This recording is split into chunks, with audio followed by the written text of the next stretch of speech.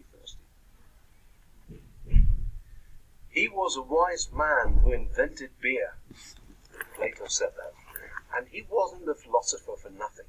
The man got a point. You see, in the 19th century, water often came with a chaser of sewage. Now, that wasn't the best way to avoid killer diseases like cholera. If you wanted to stay alive, you needed a health drink like beer. Bugs don't like it, but most people do. And most people brewed their own, but industrialization allowed for greater volumes.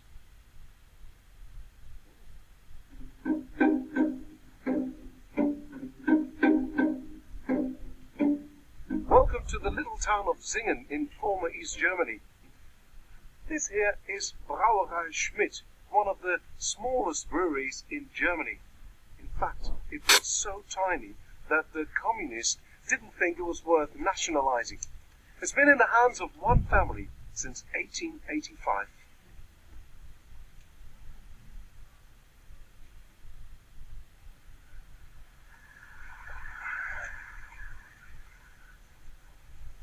This pocket-sized brewery shows the step from home production to the beginning of industrial production.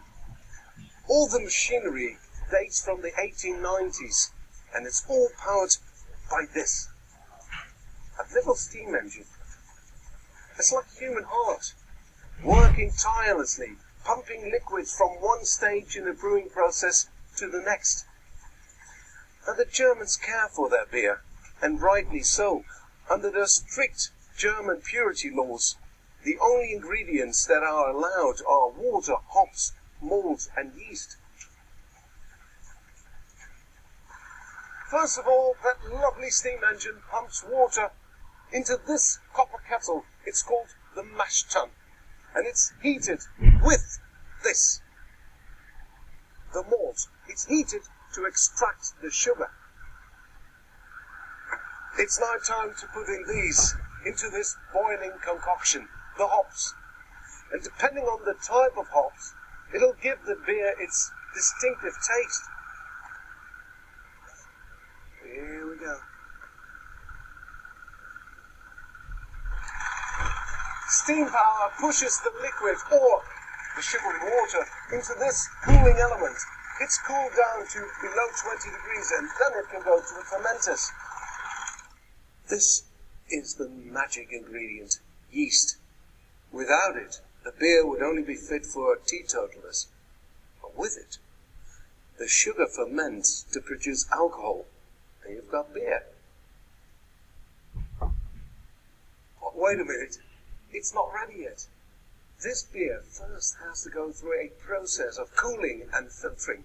It's called lagering. It takes 5 weeks. So we have to wait.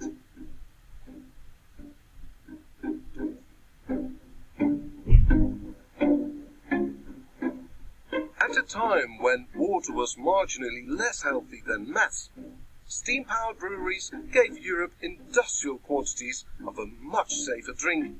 Once again, technology had transformed food production and revolutionized the way we live. European cities are hungry and thirsty beasts. Without mass-produced beer, bread and salt, workers would have starved, and the Industrial Revolution would have ground to a halt. But thanks to human ingenuity, progress sped ahead.